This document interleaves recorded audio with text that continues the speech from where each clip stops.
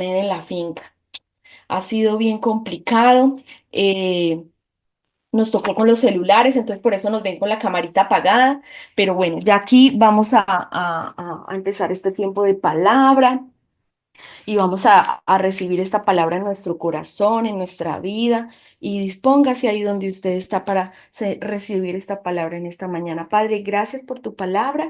Estamos aquí dispuestos para ti en el nombre de Jesús. Haz que esta palabra, Señor, cumpla el propósito por el cual ha sido enviada a nuestras vidas. En el nombre de Jesús. Amén. Ay, bueno, me alegra mucho, antes de pasar con el pastor, saludar a Ginny ahí que está con el bebé. Seguimos orando por una restauración total sobre la vida del bebé. Y bueno, aquí está el pastor. Dios me los bendiga, bendiciones. Bueno, hoy sí no me van a ver mi carita, pero lo más importante no soy yo, sino es la palabra del Señor. Estamos en el capítulo 15 del libro de Lucas. Ayer estuvimos hablando acerca del hijo pródigo, pero realmente a mí me encanta esta palabra porque no habla del hijo pródigo, sino habla de la bondad del Padre. Alabado el nombre del Señor. A estas alturas, en la parábola, los escribas y los fariseos se sentían confiados de que se habían escapado del juicio de parte de nuestro Señor, porque Él había dirigido su atención a los publicanos y pecadores, y todo ilustrado a través del Hijo Pródigo. Pero siguió la historia y en ella el hermano mayor, que es una clara ilustración de los escribas y fariseos, es introducido en esta historia. Lucas capítulo 15, verso 23, y vamos hasta el verso, perdón, 15:25, y vamos a ir hasta el versículo 32.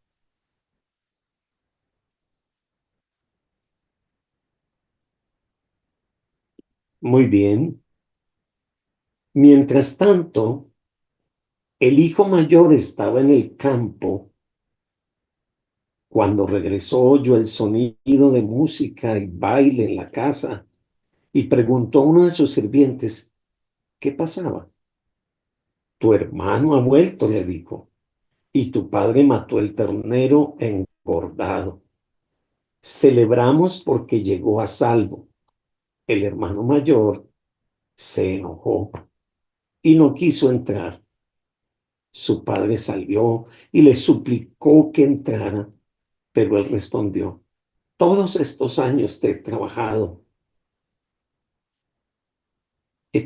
para ti como un burro y nunca me negué a hacer nada de lo que me pediste.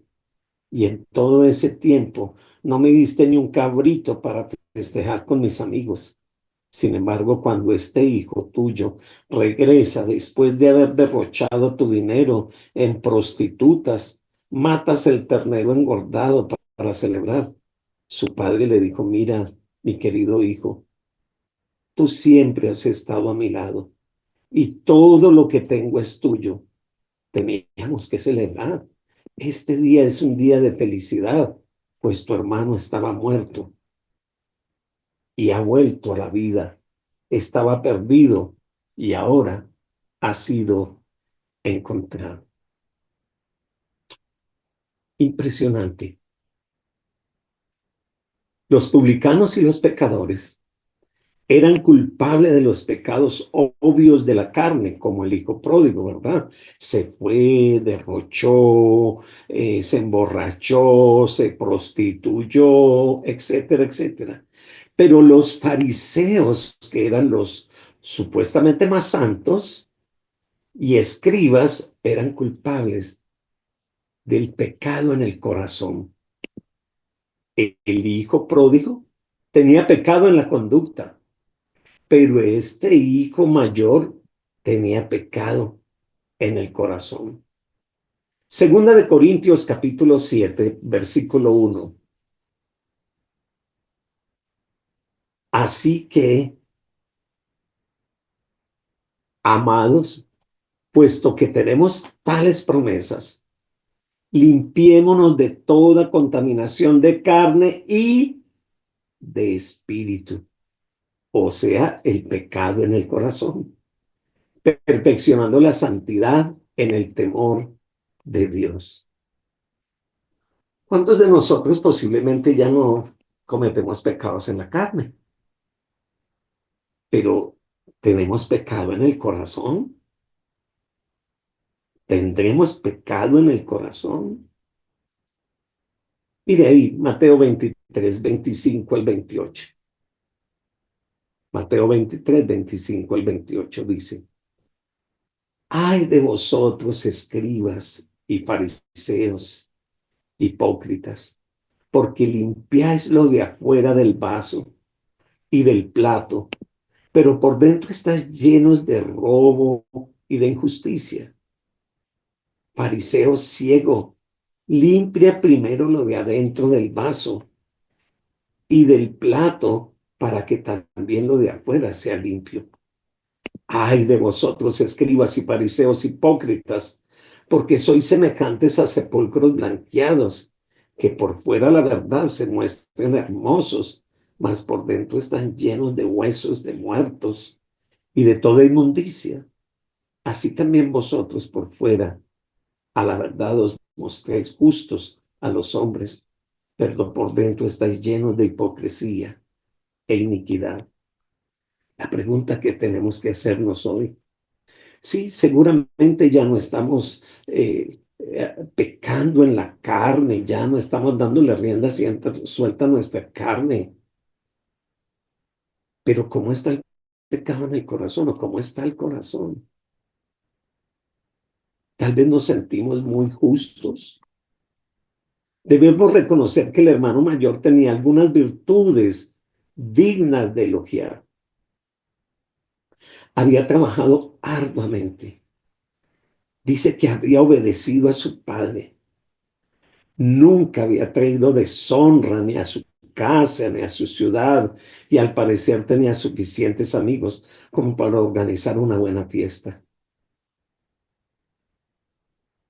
Mas él respondiendo dijo al padre: He aquí, tantos años te sirvo, no habiéndote desobedecido jamás, y nunca me has dado un cabrito para gozarme con mis amigos.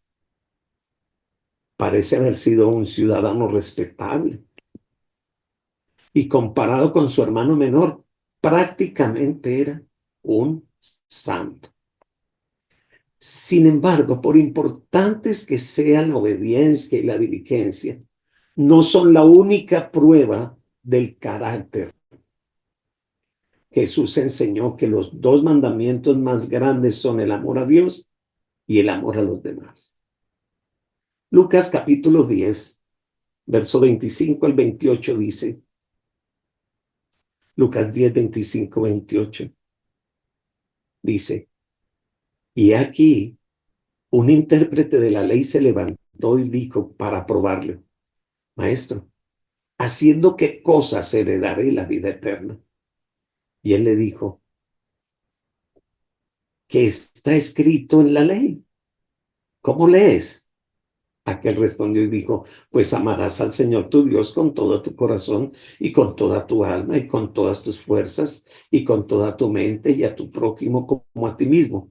Y él le dijo: Bien has respondido, haz esto y vivirás. Pero el hermano mayor violó ambos mandamientos divinos. No amaba a Dios. Ese Dios representado en la historia por el Padre. Y no amaba a su hermano.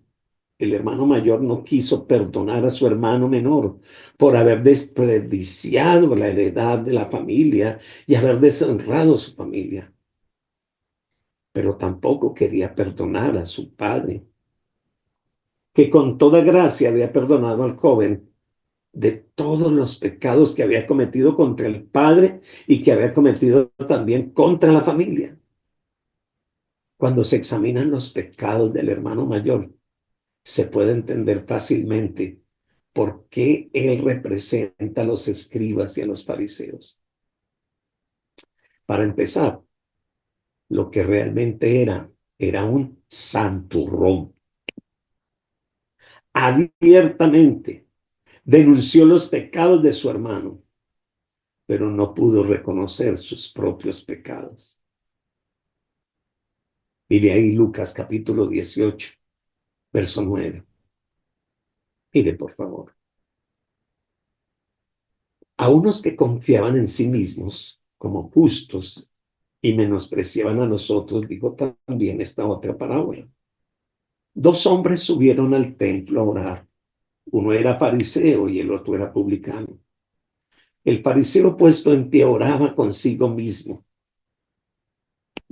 De esta manera, Dios, te doy gracias porque no soy como los otros hombres, ladrones, injustos, adúlteros, ni aun como este publicano. Gracias que yo ayuno 2 veces a la semana. Yo diezmo de todo lo que gano. Pero el publicano, estando lejos, no quería ni aún alzar los ojos al cielo, sino que se golpeaba en el pecho diciendo, Dios, sé propicio a mí que soy pecador. Os digo que este descendió a su casa justificado antes que el otro, porque cualquiera que se enaltece será humillado, y el que se humilla será enaltecido. No caigas en la trampa. Yo te felicito que eres una persona que permaneces en este devocional, que seguramente sí amas al Señor, que lo buscas, que eres fiel a la iglesia, que eres fiel con tus ofrendas, con tus diezmos, que procuras llevar la palabra de Dios conforme está escrita. Pero es muy importante siempre presentarle el corazón nuestro al Señor, decirle al Señor que lo examine y hacerme siempre la pregunta, ¿por qué lo hago? ¿Qué es la motivación para hacer lo que estoy haciendo? Y que no caigamos en la trampa de sentirnos más que otros, de sentirnos más santos que otros, más justos, porque como estamos en el liderazgo, no. Los fariseos definían el pecado primordialmente en términos de acciones y no de actitudes. Y acuérdese que las acciones son resultado de las actitudes. Y usted puede amarrar su cuerpo, pero si su corazón está contaminado, tarde o temprano, lo que hay en su corazón saldrá a la luz.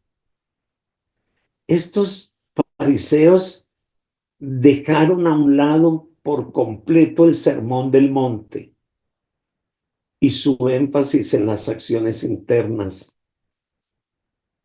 en las acciones externas, perdón, era lo que era más importante para ellos. Pero el Señor ahora está hablando de la actitud del corazón. Otra de las cosas que tenía este hijo mayor era el orgullo. Pensarlo. Había servido a su padre todos esos años y jamás le había desobedecido. Qué gran testimonio. Pero su corazón no estaba en su trabajo y siempre estaba era soñando con hacer una gran fiesta en la que él y sus amigos pudieran disfrutar. Se sentía como si fuera nada más que un esclavo en el trabajo. ¿Sabe? El hermano mayor hizo la voluntad de Dios, pero no la hizo de corazón. Trabajaba duro, con lealtad, tal vez tenía varias cualidades que elogiar, pero su trabajo no era obra del corazón, no era obra del amor reflejado en su corazón, no era un amor para agradar al Padre, no eran obras para agradar al Padre, sino para agradarse a sí mismo. ¿Sabe que en los momentos de crisis sale la verdad de nuestros corazones? En los momentos de crisis sale lo que realmente hay. No se puede dejar de notar su despreocupación por el hermano menor. Imagínate, fue necesario que le dijeran que su hermano menor había vuelto a casa. El padre, por el contrario, esperaba día tras día el regreso de su hijo. Hasta que finalmente lo vio de lejos. Pero el hermano mayor no supo que su hermano había regresado, sino cuando un criado se lo dijo. Aun cuando sabía que esto alegraría a su padre, no quería que su hermano regresara a casa, porque tendría entonces que compartir los bienes con alguien que había desperdiciado su propia herencia. ¿Por qué compartir incluso el amor de su padre con alguien que había traído vergüenza a su familia y a su pueblo? Los informes de la forma de vida del pródigo hicieron que el hijo mayor se viera mejor.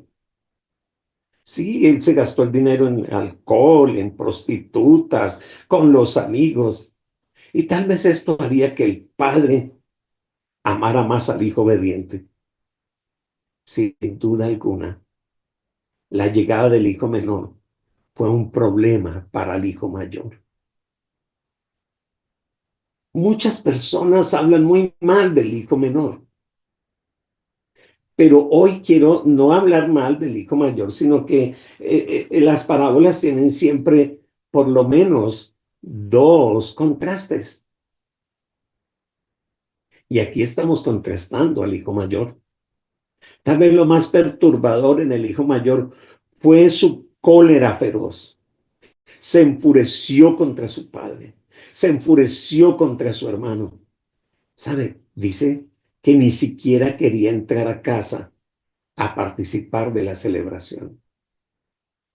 Yo voy a decirle que la ira es una emoción y no necesariamente la ira es pecado. Pero cuando la ira empieza a controlar tu vida, ahí es donde tenemos problemas. Moisés tuvo ira, David tuvo ira, los profetas tuvieron ira, nuestro Señor Jesús mostró ira, pero ira controlada por Dios, no ira que provoca pecado. Cualquiera puede encolerizarse. Eso es fácil, pero encolerizarse contra la persona debida y en el grado debido y en el momento debido y con el propósito debido y de la manera debida, eso no es posible para todo el mundo y no es fácil. El hermano mayor se enfadó contra su padre porque el padre le había hecho al hijo menor la fiesta que el hijo mayor siempre había querido.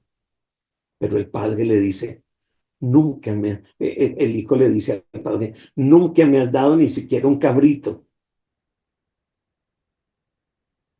pero para este, sí, para este mataste el becerro más gordo. Los sueños del hermano mayor quedaron destrozados porque el padre había perdonado al hijo pródigo.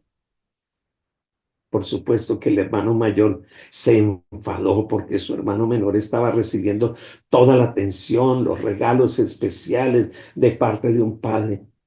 En la opinión del hermano mayor, el hermano menor no se merecía absolutamente nada de esto. ¿Había sido fiel? No. ¿Había obedecido al padre? No. Entonces, ¿por qué se le debía tratar con tanta bondad y amor?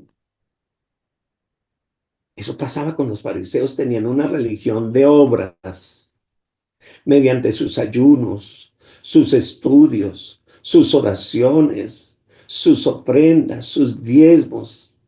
Esperaban ganarse las bendiciones de Dios a través de sus obras, pero conocían nada o muy poco de la gracia de Dios.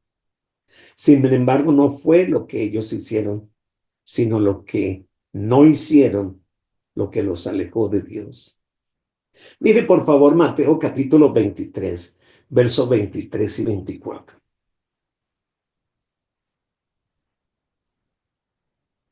¿Qué aflicción les espera a los maestros de la ley religiosa y fariseos? Hipócritas, pues se cuidan de dar el diezmo sobre el más mínimo ingreso de sus jardines de hierbas pero pasa por alto los aspectos más importantes de la ley: la justicia, la misericordia y la fe. Es cierto que deben diezmar, claro, pero sin descuidar las cosas más importantes. Guías ciegos cuelan el agua para no tragarse por accidente un mosquito, pero se tragan camellos enteros cuando no perdonan a la gente. Cuando vieron a Jesús recibiendo y perdonando a gente impía, se rebelaban. Por eso era que querían matarlo. Todavía más, no lograron ver que ellos mismos también necesitaban al Salvador. El mismo padre que corrió al encuentro del hijo pródigo. Por eso para mí esta es la bondad de un padre. Realmente, si yo pudiera cambiarle el nombre a esta parábola, yo diría la bondad de un padre. El mismo padre que corrió al encuentro del pródigo salió de la casa del festejo para suplicarle al hermano mayor. Cuánta gracia y cuánta condescendencia tiene nuestro Padre. Qué paciencia tiene con nuestras debilidades. El padre le explicó lo que había estado dispuesto a hacerle una fiesta a él y a sus amigos, pero que nunca se lo había pedido. Es más, desde el momento, hijo mío, tú terminaste siendo... El hermano mayor rehusó entrar. Se quedó afuera en falta. Si albergamos una actitud no perdonadora hacia otros, no podemos tener comunión con Dios. Cuando aquellos que no han ofendido muestran genuino arrepentimiento, debemos perdonarlos y buscar restaurarlos con gracia y con amor. El padre de la parábola y no la historia. Lo que sí sabemos es que los escribas y fariseos continuaron oponiéndose a Jesús y separándose de sus seguidores, y que Jesús dio el ruego del Padre Celestial. No quisieron entrar. Todas las personas mencionadas en Lucas. El pastor de las ovejas tuvo gozo cuando encontró la perdida. La mujer que perdió su moneda tuvo gozo. Sus amigos estuvieron llenos de gozo porque habían encontrado lo perdido. Elías no tuvo ningún gozo. Pudo haberse arrepentido y tal vez entró y sufrió. Querido amigo, en mis años de ministerio como pastor y como predicador, he conocido hermanos y hermanas mayores y con el pueblo de Dios. Debido a que no quieren perdonar o se sienten demasiado santos, terminan inclusive alejándose de la iglesia, incluso de su propio equivocado, y que ellos son los únicos que tienen razón. Escuche, no se quede afuera, entre, disfrute de la fiesta. El pecado más grave es el pecado en el corazón. ¿Y sabe qué es lo más grave? Cuando necesitas venir a los pies del Señor, pastor, tú ya eres un líder, tú ya eres un hermano mayor, llevas 50 años en la iglesia, nunca se ha tomado una cerveza, jamás ha ido a una discoteca. Usted lleva un matrimonio de mucho y hace alarde de todas esas cosas. Y una persona intachable en su conducta. Pero le explicaba esto y le decía, entonces terminamos nosotros siendo piedras de tropiezo, cerrándole la puerta a aquellos hijos menores Sí. que quieren regresar al Padre. Ujú.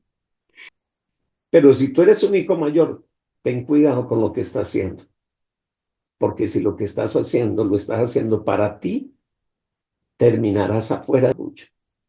Oremos al Señor. Padre, te alabamos y te bendecimos por esta palabra de hoy, Señor, y yo me pongo en fila, Señor. Ayúdame. Ayúdame a no sentirme hermano mayor. Ayúdame, Señor, a no mostrar mi santidad y lo bueno que soy lo importante o cuánto he pastoreado, cuánto he trabajado o cuántas iglesias he abierto. No, Señor, eso no vale nada. Ya he aprendido, Señor, a través de tu palabra, que si hay algo importante para ti, es mi corazón. Señor, por favor, aquí está el corazón de mis hermanos, de mis amigos. Yo los bendigo en el nombre del Señor.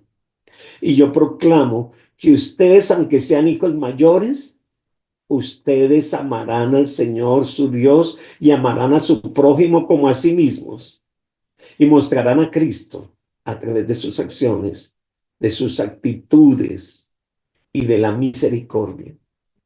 Gracias, Señor, por esta mañana. Que el Señor les bendiga, que el Señor les fortalezca y si el Señor lo permite, nos vemos mañana. Alabamos a Dios que el celular, el internet del celular nos alcanzó para hacer Amén. nuestra reunión. Gloria a Dios. Dios les bendiga, Dios les guarde y les fortalezca.